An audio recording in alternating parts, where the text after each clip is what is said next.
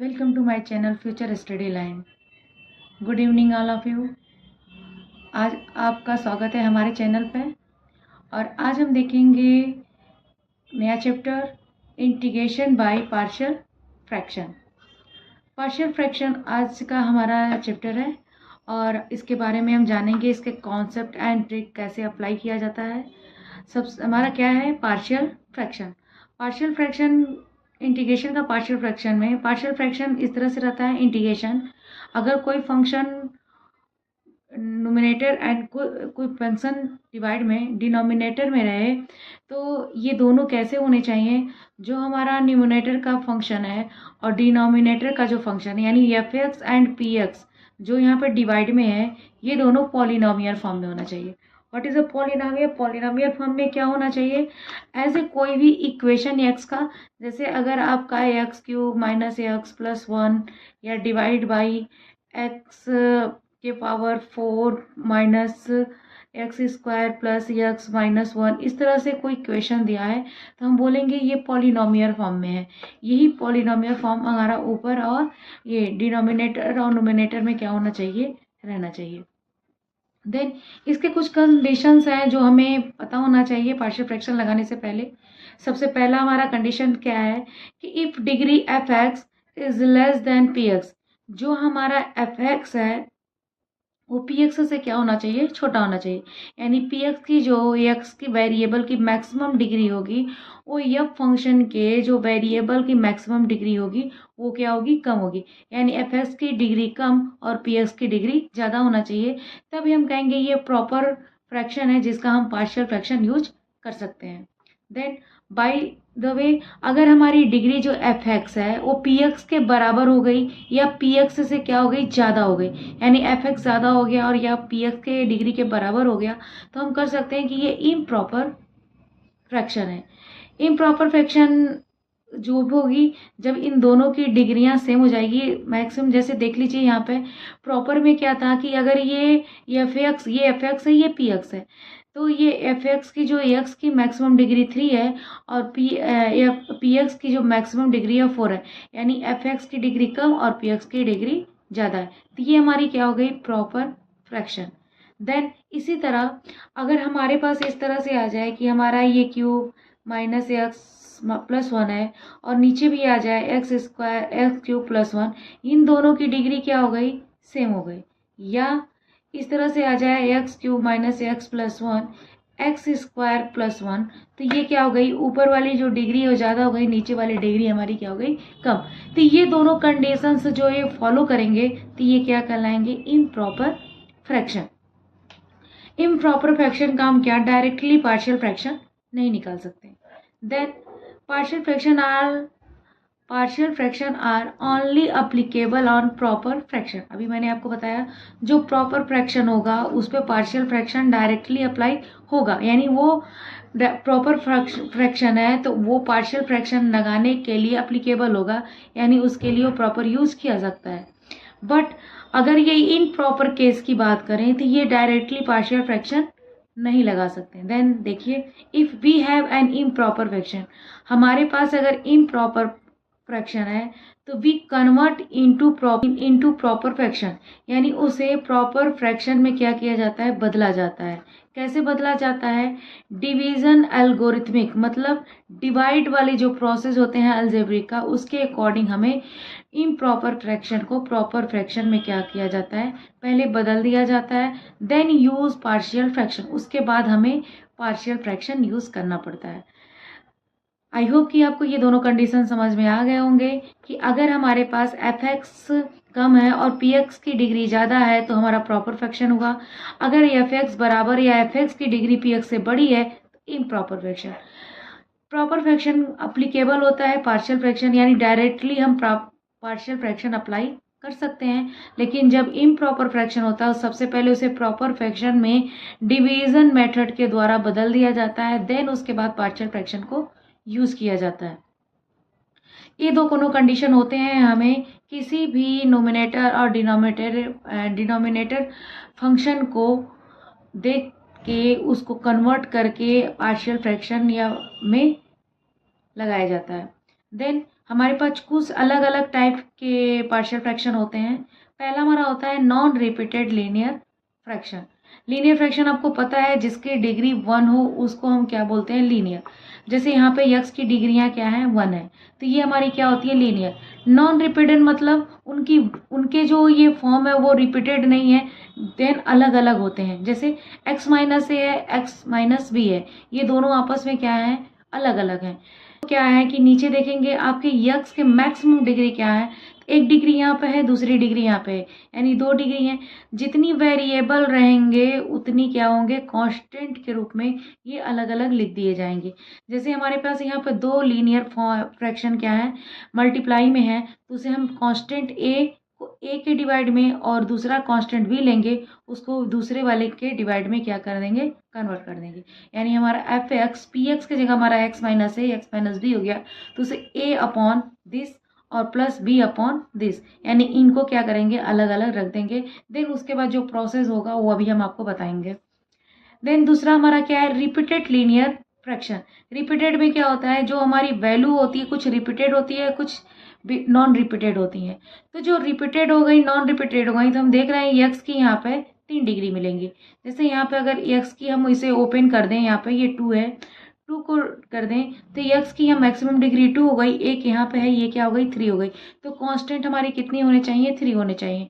अब रिपीटेड में क्या करते हैं, देन सबसे पहले हम एक कांस्टेंट लेते हैं और एक एक्स माइनस ए 1 रिपीटेड वैल्यू, यानी इसकी डिग्री क्या होती है, 1 होती है। और उससे आगे एक दूसरा बी लेंगे। जैसे ही बी लेंगे तो हमारी ये क्या होगी, एक डिग्री और बढ़ जाएगी, ये 2 हो जाएगी। यानी देन सबसे पहले जो भी यहाँ डिग्री, जितनी भी डिग्री यहाँ रिपीटेड रहेंगी, सबसे पहले 1 डिग्री लेंगे, 2 लेंगे, उससे अगर मैक्सिमम रिपीटेड रहेंगे तो उससे आगे वो क्या करेंगे, बढ़ते जाएंगे। देन नॉन रिपीटेड को सी बाई एक्स माइनस बी के फॉर्म में लिख दिया। इसके बाद आता है हमारा थर्ड में क्वाड्रेटिक फ्रैक्शन। क्वाड्रेटिक फ्रैक्शन क्या होता है कि अगर हमारे डिनोमिनेटर में क्वाड्रेटिक फ्रैक्शन भी हो, जैसे a x square plus b x plus c, और लीनियर फ्रैक्शन भी हो साथ में पी एक्स प्लस क्यू, तो इसे हम किस तरह से पार्शियल फ्रैक्शन में लगा सकते हैं। इसे पार्शियल फ्रैक्शन में लगाने के लिए जो हमारा क्वाड्रेटिक होता है, क्वाड्रेटिक में एक्स की डिग्री क्या होती है, 2, तो ये 1 ही एक तरह से फ्रैक्शन है। तो इसमें अगर हमारी डिग्री 2 है तो 2 कांस्टेंट हम लगा देते हैं, ए प्लस बी। अब a प्लस बी लगाएंगे तो दोनों हमारे क्या हो जाएंगे, कांस्टेंट। एक कांस्टेंट के साथ क्या करते हैं, हम वेरिएबल लगा देते हैं और देन पूरे क्वाड्रेटिक फंक्शन को इसके नीचे लिख देते हैं। और जो नॉन क्वाड्रेटिक फंक्शन है या लीनियर फॉर्म में है, उसको देन एक सिंगल कांस्टेंट में के साथ डिवाइड कर देते हैं। तो ये हमारे 3 टाइप्स के पार्शियल फ्रैक्शन आपको पढ़ने हैं और आपके इन कंडीशनों को अप्लाई करते हुए उन्हें आगे की तरफ क्या करना है, लगाना है। चलते हैं हम आगे की तरफ।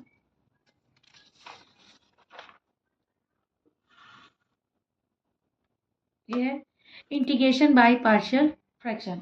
इंटीग्रेशन बाय पार्शियल फ्रैक्शन में क्या है कि हम एक इस तरह के सवाल ले लेते हैं कि x minus 1 upon x minus 2 x minus x plus 3 dx। According to देखिए, ये हमारा एफ एक्स है, ये हमारा पी एक्स है। दोनों में जो हमारी डिग्रियां हैं एक्स की, यहाँ पे एक्स की डिग्री क्या है, 1, और यहाँ पे एक्स की डिग्री क्या है, 2। तो देन हमारा क्या हो जा रहा है कि जो हमारा एफ एक्स है वो लेस देन क्या है, पी एक्स। यानी ये क्या है, प्रॉपर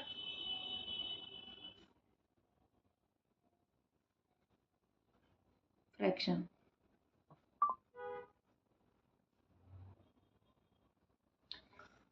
सबसे पहला कंडीशन ये चेक करेंगे कि हमारा ये प्रॉपर फ्रैक्शन में आ रहा है कि नहीं।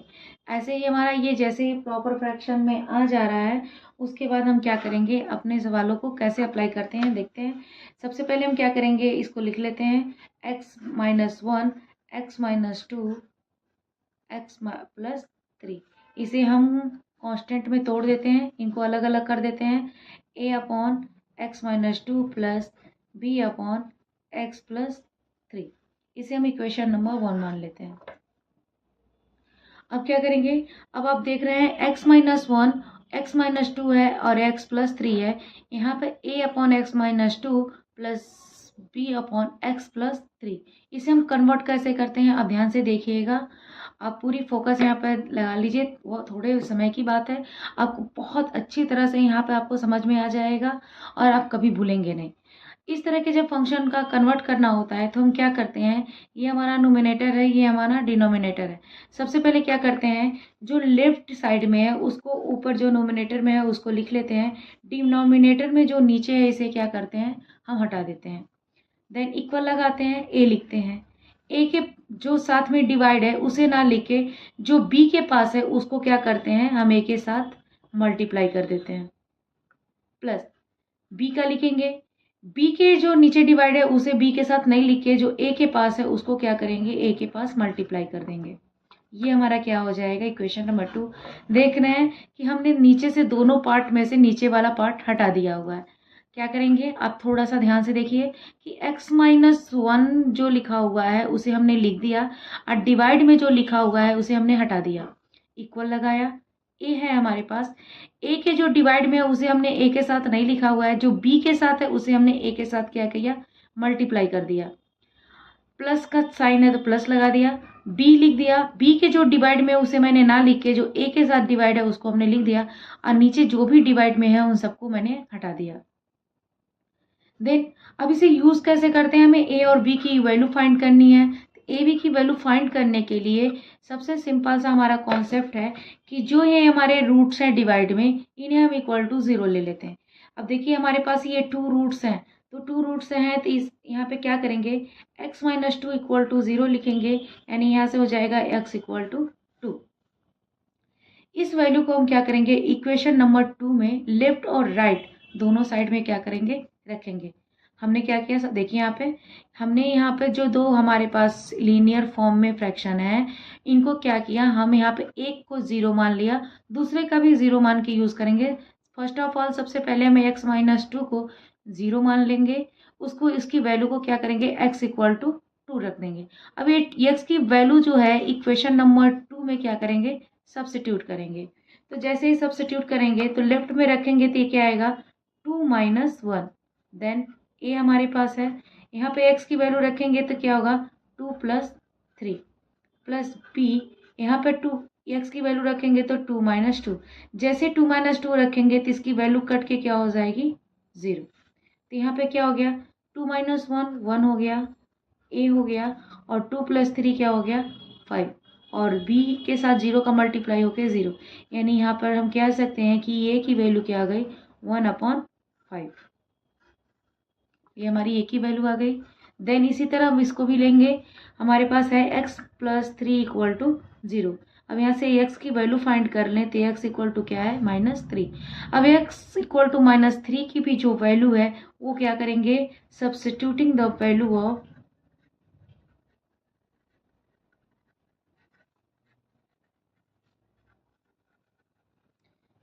ऑफ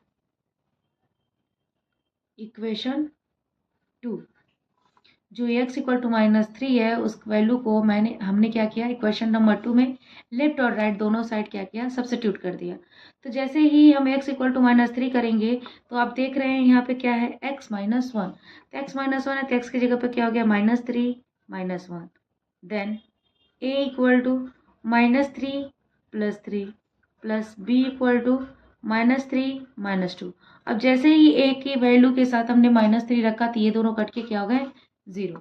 और यहाँ पे देखिए -1 -3 -1 क्या हो गया, -4 इक्वल टू 0 प्लस b, और -3 -2 -5। यहाँ से b इक्वल टू हमारा आ गया -4/-5, माइनस माइनस कट हो गया, b की वैल्यू आ गई 4/5। ये हमने ब्रैकेट बना दिया।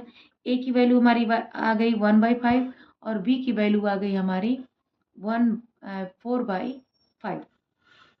देन ए और बी की वैल्यू को क्या करेंगे, हम इक्वेशन नंबर 1 में सब्स्टिट्यूट कर देंगे और देन बोथ साइड क्या कर देंगे, इंटीग्रेशन कर देंगे। यहाँ पे लिखेंगे क्या, substituting the value of a and b and both side integrating.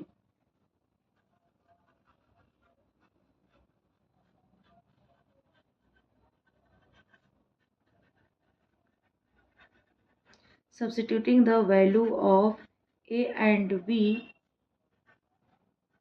in equation 1 and integrating.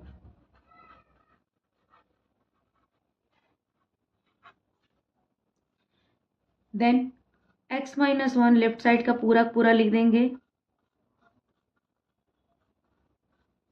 हमने इंटीग्रेटिंग करने के लिए भी बोला है तो साथ में इंटीग्रेशन x वेरिएबल है तो x के रिस्पेक्ट में कर दिए। देन a की वैल्यू हम इंटीग्रेशन यहाँ भी लगाएंगे, ब्रैकेट लगाएंगे। a की वैल्यू क्या है, 1/5 तो 1/5 लिख दिए। डिवाइड में हमारा x माइनस 2 है, प्लस b की वैल्यू आ गई 4/5। देन डिवाइड में क्या है, x प्लस 3 ब्रैकेट 1 और x के रिस्पेक्ट में क्या किए, इसे इंटीग्रेट कर दिए। अब इन्हें क्या करते हैं, हम अलग अलग लिख दे रहे हैं। अलग अलग जैसे लिखेंगे तो ये हो जाएगा 1/5 कांस्टेंट है, इसे हम बाहर लिख दे रहे हैं। हमारा अंदर हो गया x माइनस 2 dx प्लस 4/5 भी हमारा कांस्टेंट है, इसे हम बाहर रख दे रहे हैं। और ये हमारा हो गया 1/x प्लस 3 dx। अब आप यहाँ ध्यान से देखिए, जैसे ही हमने कांस्टेंट को बाहर कर दिया और ये हमारा इस फॉर्म में आ गया, तो हमारा 1/लीनियर फ्रैक्शन जब लीनियर फॉर्म में रहता है तो इस इंटीग्रेशन को क्या करते हैं, हम लॉग में कन्वर्ट करते हैं। क्योंकि हमारा integration of 1/x dx equal to होता है log x plus c. Then अगर x की जगह कोई भी लीनियर फॉर्म रहे तो उसकी जगह हम डायरेक्ट क्या करते हैं, लॉग में कन्वर्ट कर देते हैं। यानी इसकी वैल्यू हो गई 1/5 log x minus 2 plus 4/5 log x plus 3 plus constant c होता है। यहाँ पे लॉग दोनों फॉर्म में है तो हम यहाँ पे लिख दे रहे हैं लॉग c। ये हमारा क्या हो गया, आंसर हो गया। आई होप कि आप लोग को अच्छी तरह से समझ में आ गया है। अगर नहीं समझ में आया होगा तो प्लीज़ मुझे कमेंट करके बताइएगा, मैं आपको और अच्छी तरह समझाने की कोशिश करूँगी। नेक्स्ट क्वेश्चन देखते हैं।